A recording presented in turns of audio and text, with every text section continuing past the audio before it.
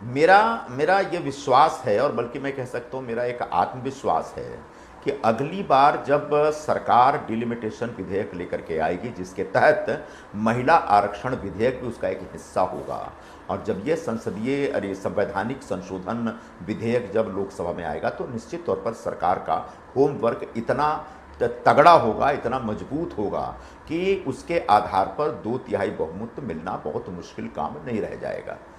आप जैसे डीएमके है, डीएमके तो मुझे लगता है कि डीएमके इधर आ जाएगा। दूसरे जो छोटी छोटी बहुत सारी पार्टियां, क्योंकि इसमें कहीं से कुछ गलत नहीं है ना, डिलिमिटेशन एक संवैधानिक प्रक्रिया का हिस्सा है। डिलिमिटेशन के माध्यम से कोई देश को तोड़ने का या किसी राज्य के खिलाफ कोई एक अन्यायपूर्ण रवैया अख्तियार करने का ऐसी तो कोई बात है नहीं। तो अलग अलग राज्यों से आने वाली छोटी छोटी पार्टियां भी इस पूरे प्रस्ताव के साथ खड़ी हो सकती है। हाँ, कांग्रेस जिद पे अड़ी रहेगी।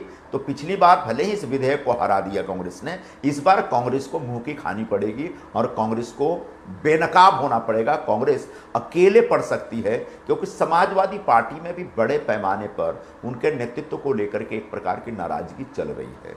समाजवादी पार्टी एकदम पूरी तरह से इंटैक्ट है, मैं ऐसा नहीं मानता हूं। जिस तरह से तृणमूल कांग्रेस में वर्तमान नेतृत्व, विद्यमान नेतृत्व के खिलाफ एक भयंकर असंतोष था और असंतोष फूट कर निकला, बिल्कुल उसी तरह से समाजवादी पार्टी के अंदर भी एक असंतोष है। बड़े पैमाने पर जो उनके सांसद हैं वो इस पक्ष में हैं कि अगर कुछ सीटें बढ़ जाती हैं उत्तर प्रदेश में तो क्या नुकसान है। आज 80 सीटें, अगर 80 सीटें हैं तो बढ़कर के 120 सीटें होंगी, यानी ज़्यादा से ज़्यादा एमपी जाएंगे, उसमें ज़्यादा से ज़्यादा हमारी बहनों को आरक्षण भी मिलेगा। तो महिला आरक्षण का भी जो उद्देश्य है वो पूरा होता है। नहीं, वो बात ठीक है, लेकिन मुझे ध्यान है कि पिछली बार अखिलेश यादव ने जब इस बिल का विरोध किया था संजय जी, तो उन्होंने ये कहा था कि अगर आप वाकई में लाना चाहते हैं तो पहले आप जनसंख्या गणना करवाइए, और उसमें फिर आप ओबीसी की जब गणना कराते हैं उसमें 27% उनके लिए रिजर्वेशन का प्रावधान रखें, तब जाकर वो समर्थन करने के लिए तैयार हैं।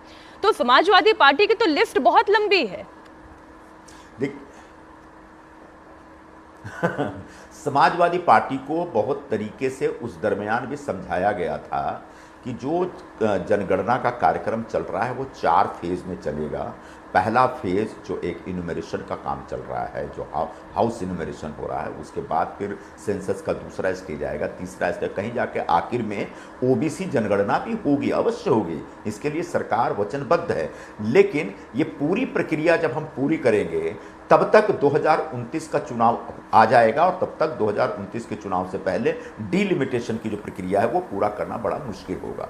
वह एक संवैधानिक जो हमारी जो बाध्यता है, उस बाध्यता के खिलाफ एक कदम हो सकता है। तो इसलिए जो सेंसस है वो अपने ढंग से चलने दीजिए, और सेंसस से पहले डिलिमिटेशन का काम और महिला आरक्षण का काम पूरा होने दीजिए। तो मुझे लगता है बताया गया था। लेकिन चूंकि उनको एक पीडीए की राजनीति करनी है, चूंकि उनको एक जातिगत आधार पर लोगों को मोबिलाइज करना, लोगों की भावनाएं भड़का करके अपने वोट जुटाने हैं, इसलिए वो संवैधानिक आग्रहों से ऊपर उठ करके, संवैधानिक आग्रहों के खिलाफ जा करके इस प्रकार की हरकतें करते हैं, इस प्रकार की बातें करते हैं। इसीलिए पूरा का पूरा जो विपक्ष है वो लगातार सिमटता चला जा रहा है। इसलिए पूरे के पूरे विपक्ष को इस देश की जनता, और बल्कि मैं कह सकता हूँ नई पीढ़ी भी रिजेक्ट करती जा रही है। इस देश के विपक्ष को जो पूरे देश में जो एक नई सोच रखने वाले लोग और सही सोच रखने वाले लोग, आज याद रखिएगा डिजिटल एज है।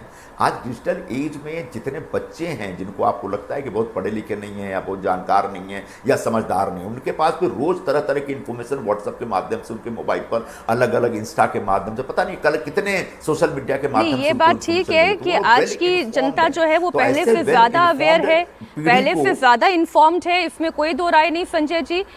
लेकिन आप महाराष्ट्र की राजनीति की नब्ज समझते हैं, तो एक जानकारी तो हम आपसे ये चाहते हैं कि इस वक्त एनसीपी शरद पवार गुट और एनसीपी अजीत पवार गुट के बीच में क्या चल रहा है? क्या कोई संभावना दिखाई दे रही है कि आने वाले समय में ये दोनों पार्टी विलय कर जाए?